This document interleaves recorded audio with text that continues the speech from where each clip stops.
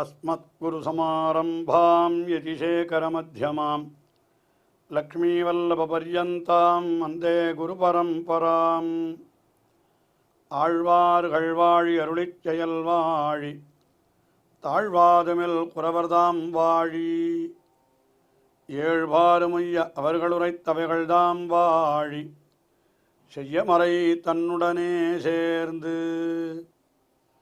அகலகில்லே நிறையுமென் அலர்மேல் மங்கை உரை மார்பா நிகரில் புகழாய் உலகம் உன்னுடையாய் என்னையாழ்வானே நிகரிலமரர் முனிக்கணங்கள் விரும்பும் திருவேங்கடத்தானே புகழொன்னில்லாவடியேன் உன்னடிக்கீழமர்ந்து புகுந்தேனே அகில புவன ஜன்மஸ்தேம பங்காதிலீலே வினத விவிதபூதபுராதரக்ஷைகதீக்ஷே ஸ்ருதிசிரசி விதீப்தே பிரம்மணி ஸ்ரீனிவாசே பவது மம பரஸ்மின் शेमुषी भक्तिरूपा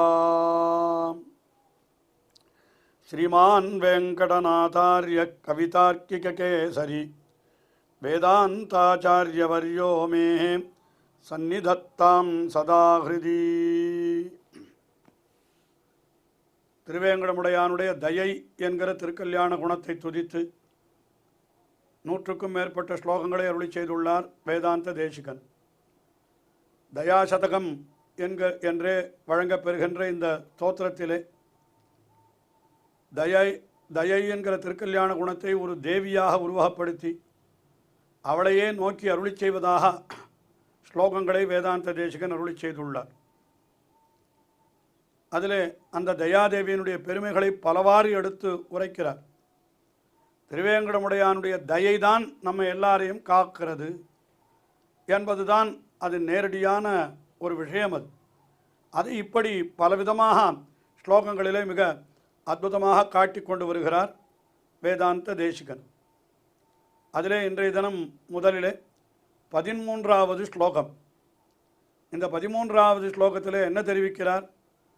தயாதேவியானவள் திருவேங்கடமுடையானையே முழுகடித்து விடுகிறாளாம். அப்படி இருக்கிற பொழுது என்னுடைய பாபங்களுக்கு பற்றுக்கோடு ஏது என்று அருளி செய்கிறார் இந்த ஸ்லோகத்தில்.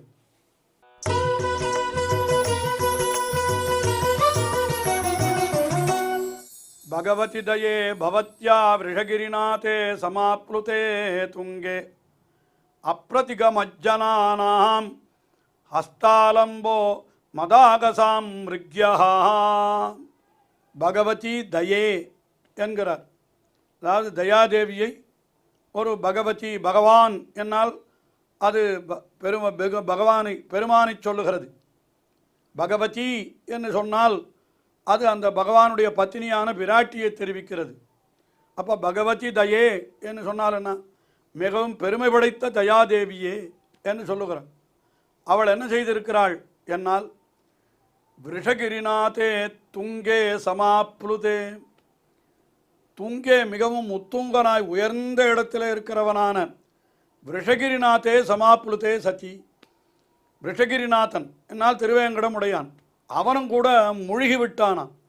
அதாவது திருவேங்கடமுடையான் இடத்துல தயை மிகுதியாக இருக்கிறது என்பதை இப்படி தெரிவிக்கிறார். அந்த தயையிலே முழுகி கிடக்கிறானான் திருவேங்கடமுடையான். திருவேங்கடமுடையானே தயையிலே முழுகிவிட்டான். அப்படி இருக்கிற பொழுது என்னுடைய பாபங்கள் உண்மையிலே அப்படி எப்படிப்பட்டவை? என்னுடைய பாபங்கள் என்னால் அப்பிரதிகம் மஜ்ஜனானாம் முழுகுவதற்கு தடையற்றவை என்னுடைய பாபங்கள். அவை மதாகசாம் என்னுடைய பாபங்கள். ஆனால் இப்போ அந்த பாபங்களுக்கும் கூட என்ன ஆகிறது என்னால் அஸ்தாலம்பகா மிருக்யா ஒரு பற்றுக்கோடு தேட வேண்டி இருக்கிறதுன்னு சொன்னார். அதாவது இப்படி வைத்துக்கொள்ளுங்கள், ஒரு பெரிய நதியில் வெள்ளம் வருகிறது. நதியில் வெள்ளம் வந்தால் என்ன ஆகும்? நதியிலே சில பேர் அடித்து கொண்டு போகிறார்கள் என்றே வைத்துக்கொள்ளுங்கள். அவர்கள் என்ன பண்ணுவார்கள்? பக்கத்தில் ஏதாவது உயரமான மரமோ பாறையோ இருந்தால் அதில் ஏறி உட்கார்ந்து விட்டால், மரத்திலோ அந்த பாறையிலோ ஏறிக்கொண்டு விட்டால் இந்த வெள்ளம் கீழே போய்விடும், அவர்கள் பிழைத்து விடுவார்கள். இப்படித்தானே உலகத்தில் பார்க்கிறோம். ஆனால் அந்த மரமும் முழுகிற அளவுக்கு ஒரு வெள்ளம் வந்தது என்று வைத்துக் கொள்ளுங்கள். அப்பொழுது எந்த பற்றுக்கோட்டை யார் பற்றி கொண்டு தப்பிக்க முடியும்? ஒருத்தருமே தப்பிக்க முடியாது. மரத்துக்கு கீழே வெள்ளம் போனால் மரத்திலே ஏறி பிழைத்து விடலாம் ஒருத்தன். மரமும் முழுகும்படியான வெள்ளம், உயர்ந்த வெள்ளம், பெரிய வெள்ளம் வந்தது என்றால் அவனுக்கு பற்றுக்கோடு தேடினாலும் கிடைக்காது.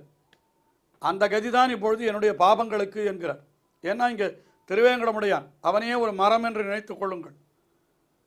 அந்த திருவேங்கடமுடையானும் தயாதேவியினுடைய ஒரு வெள்ளத்திலே முழுகிவிட்டான். அப்படி முழுகிவிட்டானால் அந்த திருவேங்கடமுடையானுடைய நெஞ்சிலே தான் என்னுடைய பாபங்கள் இருக்கின்றன. அப்படின்னா என்ன அர்த்தம்? ஒரு ஜீவாத்மா போய் எம்பெருமான இடத்துல நிற்கிற பொழுது, ஐயோ இவ்வளவு பாபங்களை இவன் பண்ணியிருக்கிறானே, இவனுக்கு போய் அனுகிரகம் எப்படி செய்வது என்று திருவேங்கடமுடையான் நினைத்தானால் நம்முடைய பாபங்களெல்லாம் இந்த திருவேங்கடமுடையானுடைய நெஞ்சிலே இருக்கிறது என்று சொல்லும்படி இருக்கிறதோ இல்லையோ? இப்போ திருவேங்கடமுடையானே முழுகி விட்டானால் இந்த பாபங்கள் என்ன ஆகும்? அதுவும் அவனோட சேர்ந்து முழுகி போய்விடும். அவ்வளவுதான். இப்போ தயாதேவியினுடைய அந்த ஒரு பெருக்கு வேகத்தாலே திருவேங்கடமுடையானே முழுகி விட்டான். என்னால் அப்பொழுதும் என்னுடைய பாபங்கள் என்ன ஆகிவிட்டதுன்னா அவனோடு சேர்ந்து இந்த என்னுடைய பாபங்கள், அதுவும் என்னுடைய பாபங்கள் என்பவை எப்படிப்பட்டவை? அப்பிரதிகம் என்னால் என்ன அர்த்தம்? அது தடுக்கவே முடியாதது. அப்படிப்பட்ட பாபங்களும் கூட என்ன ஆகிவிடுகிறது? மஜ்ஜனான முழுகிவிட்டது. திருவேங்கடமுடையானே முழுகிவிட்டான் என்னால், அதாவது எம்பெருமானுடைய தயையில் அதாவது திருவேங்கடமுடையானுக்கு இருக்கக்கூடிய தயையில் திருவேங்கடமுடையானே முழுகிவிட்டான் என்னால் அதற்கப்புறம் என்னுடைய பாபங்களுக்கு என்ன பண்ண முடியும்? அதுவும் சேர்ந்து முழுகிவிட்டது. அப்போ என்ன ஆயிடுது? அந்த என்னுடைய பாபங்கள் அதில் முழுகிவிட்டபடியினாலே கடைசியில் கரையேறதுக்கு பாபத்துக்கு வழியே தெரியலையும். அது என்ன பண்ணுறதுன்னா என்னுடைய பாபங்களுக்கு கை கொடுத்து கரையேற்றுவதற்கு ஒரு பற்றுக்கோடு இல்லை. அது தேட வேண்டும்படி இருக்கிறதே தவிர அங்கே வேறொன்றில்லை. அதனால் என்ன சொல்கிறாங்க, திருவேங்கடமுடையானுடைய திருக்கல்யாண குணங்களிலே முதன்மை பெற்றிருக்கிறது எதுன்னா அந்த திருவேங்கடமுடையானுடைய தயை, கருணை என்கிற குணம்தான்.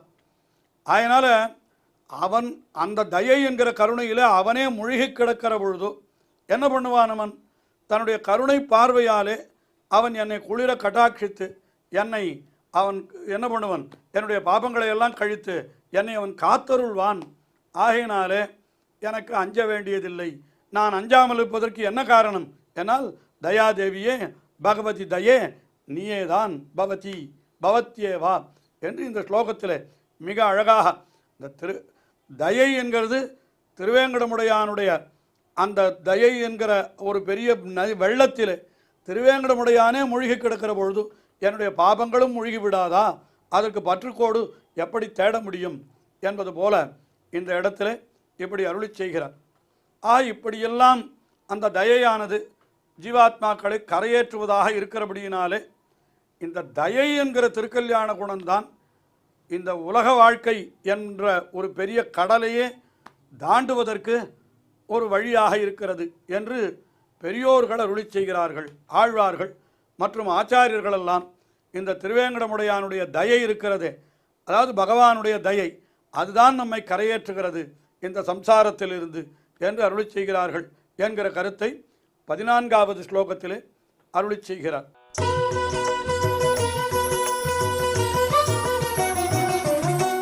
கிருபணஜன கல்பலதிகாம் கிருதாபராதஸ்ய நிஷ்கிரியாமாத்யாம் விருஷகிரிநாத தயே த்வாம் விதந்தி சம்சார தாரிணீம் விபுதாக. இந்த தயை என்கிறது எப்படிப்பட்டது என்பதை முதல் 2-3 வரிகளிலே அழகாக தெரிவிக்கிறார். 3 பாதங்களிலே விருஷகிரிநாத தயே, திருவேங்கடமுடையானுடைய தயாதேவியே, அதாவது தயை என்கிற குணம் அது தேவியாக உருவகப்படுத்தித்தானே சொல்கிறார். அவளையே பார்த்து சொல்லுவதாகத்தான் ஸ்லோகங்கள் அமைந்திருக்கிறது என்று நான் ஆரம்பத்திலேயே சொன்னேனே. அவள் அந்த தயாதேவி எப்படிப்பட்டவள் என்னால் கிருபணஜன கல்பலதிகாம், ஏழ்மையுடைய சேத்தனருக்கு கற்பக கொடியாய் இருக்கிறாள். ஏழ்மை என்னால் எதுன்னா ஏதோ நாம் நினைத்திருக்கிறோம், பணத்தாலே குறைந்தவன் தான் ஏழை என்று நாம் நினைக்கிறோம்.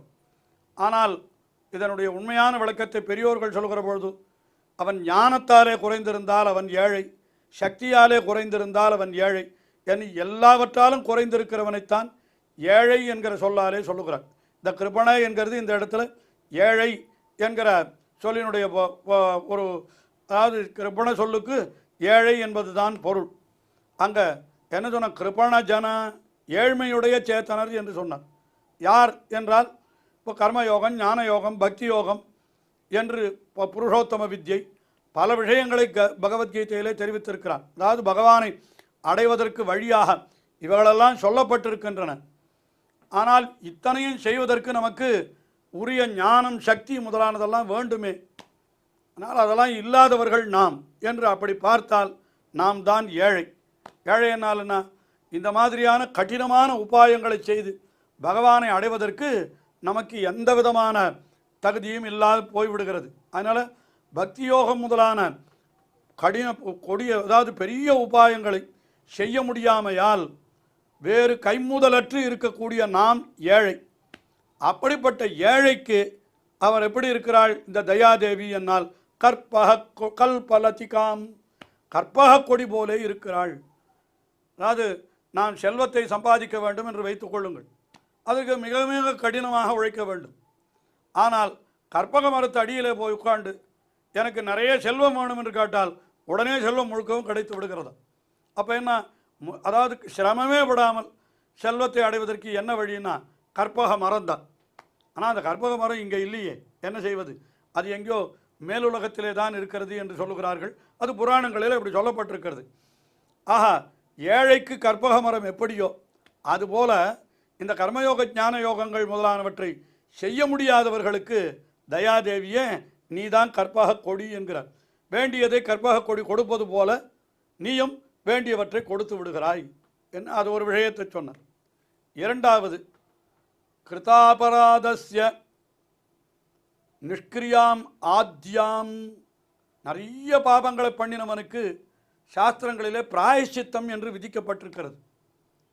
அந்த பிராயச்சித்தங்களெல்லாம் செய்தால் நாம் செய்த பாபங்களெல்லாம் போய்விடும் என்று சாஸ்திரம் சொல்லுவது வாஸ்தவம்தான்.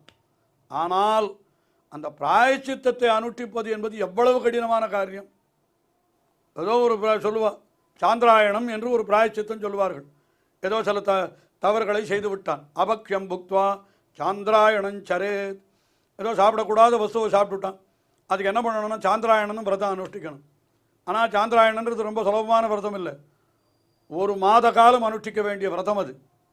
என்னன்னா, ஒரு முதல் நாள் ஆகாரத்தில் 16ல் ஒரு பங்கு தான், அதாவது முழுவதும் சாப்பிடுகிறான் பௌர்ணமி அன்னைக்கு.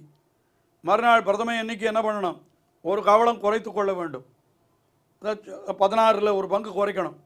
அது மாதிரி வரிசையாக கொண்டுட்டு கடைசியில் பிரதம எண்ணிக்கை வருகிற பொழுது ஒரே ஒரு கவளம் தான் சாப்பிடணும்.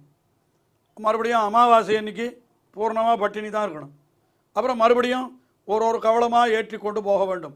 முதல் நாள் ஒரு கவளம், 2வது நாள் 2 கவளம் என்று இப்படி மறுபடியும் 30வது நாள் தான் முழு ஆகாரம் சாப்பிடணும். இந்த மாதிரி ஒரு மாதம் இருந்தால் தான், இந்த நிஷ்டை இருந்தால் தான் இவன் பண்ணின அந்த என்னது சாப்பிடக்கூடாத வஸ்துவை சாப்பிட்டான் என்ற பாகம் தொலையும். அப்படின்னா ஏதோ ஒரு நாள் தெரியாமல் சாப்பிடக்கூடாத வஸ்துவை சாப்பிட்டு விட்டவனுக்கு ஒரு மாதம் தண்டனை என்று சொன்னால் இப்படிப்பட்ட பிராயச்சித்தங்களை எல்லாம் எப்படி அனுஷ்டிக்கிறது? பிராயச்சித்தங்களை அனுஷ்டித்து நம்முடைய பாபங்களை போக்கிக் கொள்வது என்பது மிக மிக கடினமான செயல். ஆனால் தயாதேவி என்ன பண்ணுறான்னு கேட்டால், அவளே பிராயச்சித்தத்தினுடைய ஸ்தானத்தில் இருந்து கொண்டு நம்முடைய பாபங்களை போக்கி விடுகிறாள்.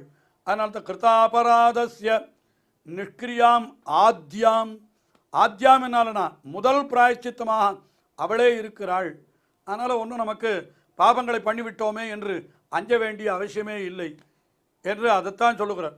ரிஷகிரிநாத தயே துவாம், ரிஷகிரிநாதனுடைய தயையே உன்னைத்தான் என்ன சொல்லுகிறார்கள், இப்படியெல்லாம் நீ இருக்கிறபடியினாலே சம்சார தாரிணியும் விபுதாக விததந்தி, சம்சார தாரிணியும் இந்த உலக வாழ்க்கையை முடித்து எம்பெருமானுடைய திருவடிவாரத்தை கொடுக்கக்கூடியவளாக உன்னைத்தான் அறிஞர்கள் சொல்லுகிறார்கள்.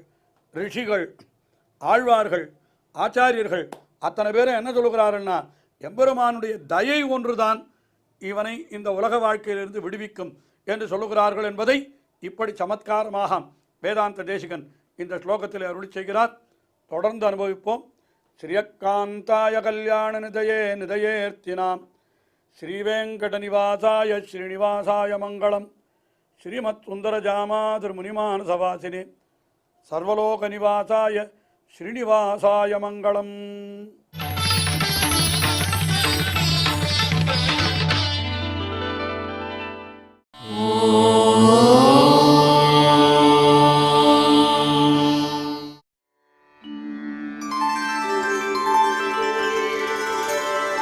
विना वेङ्कटेशं ननाथो ननाथः सदा वेङ्कटेशं स्मरामि स्मरामि। हरे वेङ्कटेश प्रसीद प्रसीद। प्रियं वेङ्कटेश प्रयच्छ प्रयच्छ।